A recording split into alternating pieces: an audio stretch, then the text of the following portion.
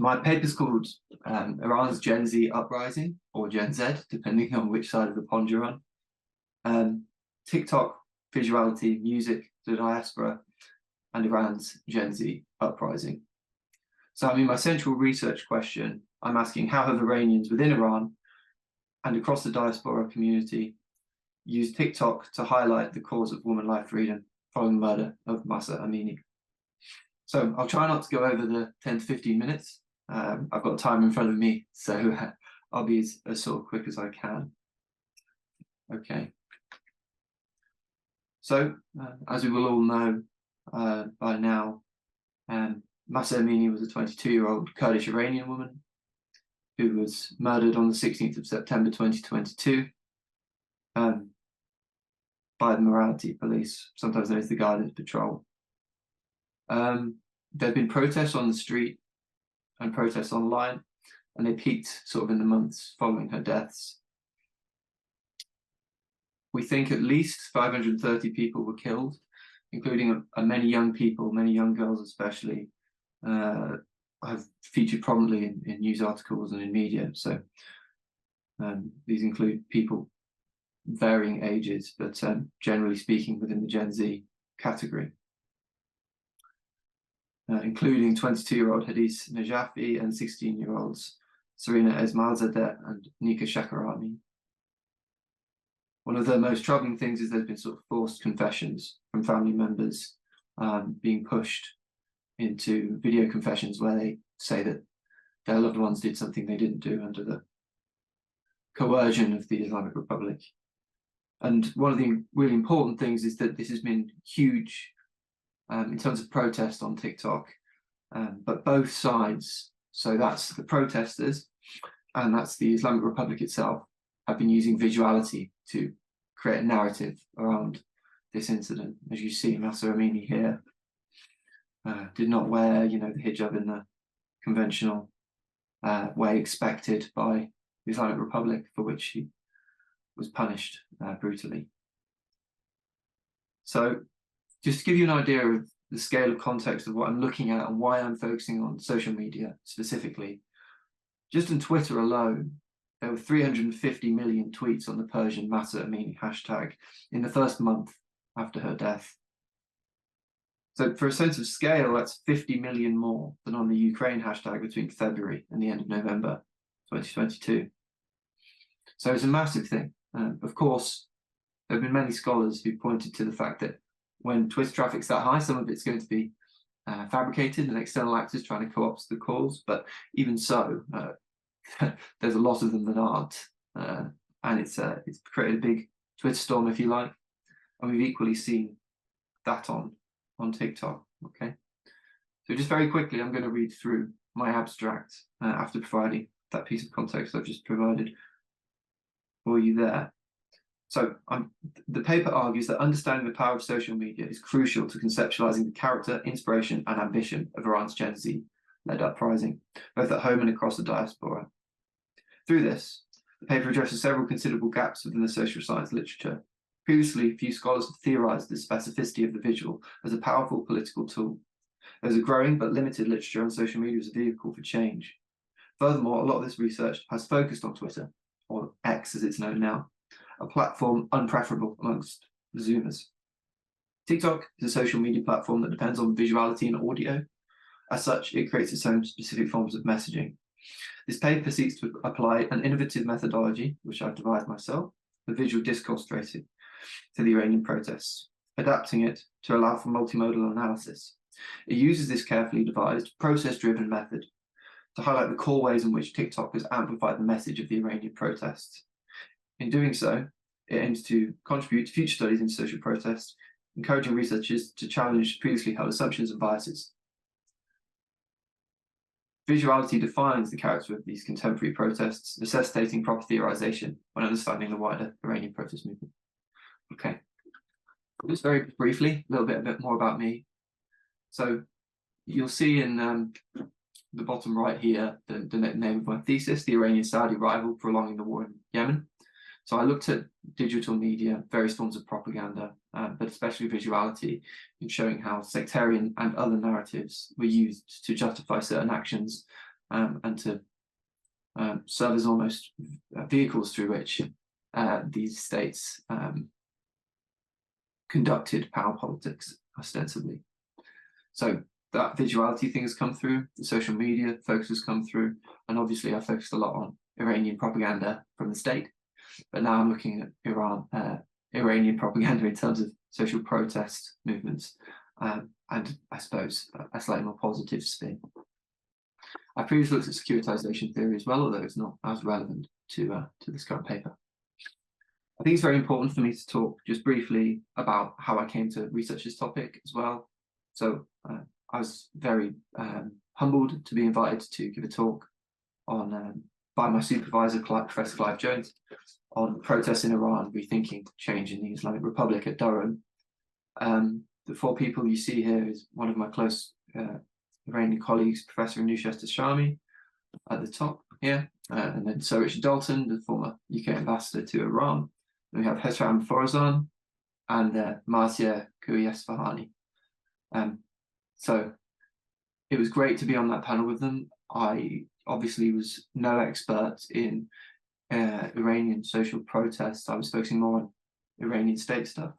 But I think my knowledge of social media, I was able to make a contribution, a narrow one, but one that's important. And that's sort of where I am. As well, I was lucky enough to go to Glastonbury Festival in the summer. When I was there, I saw a talk called Woman, Life, Freedom, Solidarity with Iran, all Iranian women on the panel. And it really resonated with me hugely, and it pushed me to pursue this more. If you look very closely, you can sort of see half of my t-shirt and my dad in the background. So the key thing really was that speakers emphasize the importance of publicizing and understanding the women's struggle, but to be cautious of Orientalist tropes. And I think both of those have stuck with me. So my core aim is to not speak for the women of Iran, but instead to highlight and amplify what they are saying. The fact that Nazanin Zaghari-Ratcliffe was there as well was amazing and inspirational, considering she suffered so hugely at the hands of the Iranian state. And she had got a standing ovation. Just for context, one of the few pictures that got through to her in prison in Iran was a Free Nazanin flag at Glastonbury, and here she was in person. Okay, so Generation Z or Gen Z. Median age of Iran is around 31.7. I think the most important thing to remember about this is that most of this generation were born after 9/11. So they weren't around, most of them, when the Axis of Evil speech happened. They don't see the West as the core enemy. Many of them see their own regime as the core enemy. They were witness to the 2009 Green Movement and the way that Khomeini and his followers suppressed that. Khomeini's denial of access to COVID-19 vaccines, the downing of flight, and most crucially, the suppression of their individual freedom of choice and freedom of expression. They're also incredibly tech savvy, using VPNs to get around the various blockages the Islamic Republic has put on to social media, although now Iran's trying to block that too. This is making the diaspora even more of a key part of this picture of the protests. You know, there are over 4 million members of the Iranian diaspora, and they've become key to the social movement that's followed the murder of Mahsa Amini. Okay, so TikTok. Most of its users are from Gen Z. It's an interactive multimodal platform and a new site of social protest. Usually at the beginning, it was more just about expression, about dancing, about makeup, but all of those forms have been adopted by social movements to effectively convey meaning to a transnational audience. It's multimodal in the sense music's often included, but also subtitles, visual, and other forms. There's a lot of mimicry that goes on, or copying, which is a core part of it, that creates complex visual cultures. So you have stitches and music and shared across various different sets. Okay. So I say the specific power of the visual is that it's immediate, circular, often unambiguous, and emotive. Let's see the Tiananmen tank man there. So my method, just quickly, visual discourse tracing, visual design, what's there, visual interpretation, who made it, who's distributing it, who's consuming it, visual explanation, understanding the frames, their reality, the way in which they operate and what function they serve. And then step 4 is omission or the commutation test. What isn't there? How would the meaning change if I substituted something within it? Okay, so in terms of the data, I looked at the 30 most liked TikTok videos mentioning Mahsa Amini between the 16th of September and the 31st of October. That was at peak social media activity. Those top 30 had over 42 million likes as of August when I wrote the paper. And each video received at least 514 million likes. Many contain the Tom Odell song, Another Love. There were several prominent frames. I'm going to take you through them now in more detail. Okay.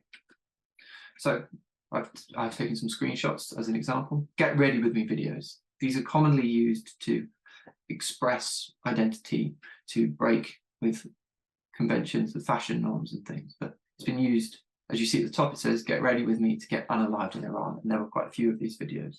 Amy Lynn Hill writes, influencers engage in acts of stylized self-representation, and over time, through repeated synoptic viewing of their videos, they each seemingly stabilize into culturally intelligible female subjects. And that's really what's happened here. You see that she's got a small bit of hair exposed, as Mahsa Amini had. And so there's that solidarity of that visual frame there. Makeup was used really effectively across the data I consulted to depict violence largely, but also various forms of calls for help. Here you see a mother, I wasn't able to show it in screenshots, but her hijab falls off, and before her daughter can pull it back on, the screen flashes and she's got a black eye. So you see she's got the Iranian flag on her cheek. So this is somewhere in which the digital narrative really narratives, I suppose, spoke to each other. So the diaspora really became part of a unified unit with the grassroots movement in Iran. So there's a lot of hair cutting and hijab removal and burning. This video is actually, although the location says New York, there's evidence that that it may have actually been in Iran, with hijabs being thrown into a fire and dancing. And here you see a woman cutting her hair. Sarah Bazubandi says that across the world, the hijab is a personal religious choice made by women. In Iran, however, it was transformed into a symbol of oppression and marginalization. The current rejection of the hijab by Iranian protesters, therefore, does not necessarily equal a rejection of Islam. Rather, it represents the anger and frustration of the people, namely women, who have been deprived of their basic freedom of choice for decades. Here we have a Iranian woman or women to camera. So there were quite a lot of videos where there was just a young Iranian woman talking directly to the camera. This one was particularly harrowing and was found in 2 different forms across the data set. But the simplicity, fear, and terror of the visual expression of the young woman was enough. It wasn't that it was subtitles, but there was no music. And so visuality, coupled with the emotivity of the voice, was enough to transfer that meaning. Again, we saw cartoons across the data set as well. Here you see Mahsa Amini. It's supposed to be Mahsa Amini in her bed with, as the symbol of the Islamic Republic, in a black sort of shroud, pulling at her hair. And you saw banners across saying Mahsa Amini, help Iran, women, life, freedom, etc. So I'm just going to quickly read through my conclusion as we finish. So essentially, my argument is just to highlight these forms of social protest, to show the visual relevance. And what the paper has done is detailed and contextualized the core dynamics of the wider Iranian protest movement on TikTok by utilizing a novel method of visual discourse tracing. It has shown the core elements of the movement's visual culture. Defining the Iranian protest as generational is simplistic, but it's true to say that Gen Z have driven many elements of the struggle, especially on social media. TikTok is primarily used by Zoomers, As such, young Iranians at home and abroad have utilised popular styles of visual and audio content to appeal to mass audiences across the world. Get ready with me videos, makeup tutorials, compilations, stitches, and repeated popular music have been used to create an interactive, multimodal protest culture across the platform. Sharing the symbolism of the grassroots movement within Iran, haircutting, hijab removal and burning, pictures of Mahsa Amini, and political slogans such as Woman Life Freedom have been widely dispersed. In total, the top 30 TikTok videos containing mention of Mahsa Amini posted from her murder on the 16th of September up to the end of October 2022 amassed over 42 million likes, as well as hundreds of thousands of shares and comments. This paper contributes to the understanding of the movement, especially the involvement of the wider global Iranian diaspora, who have played a crucial role due to the Islamic Republic's crackdown on internet usage within Iran. It is sought to amplify the voice and the voices of the women's movement, not to speak for them in any way. Through this, the paper has highlighted the ways in which visuality has been used to provide simple, emotive, and brutal depictions of the lived experiences of Iranian women. These dynamics are crucial parts of the picture, helping young people especially to make sense of the suffering of women and girls within Iran in the pursuit of woman life freedom. And my argument is this has been huge in the contribution to the digital narrative, the wider social protest narrative, and its huge success in raising awareness around the world. Thank you.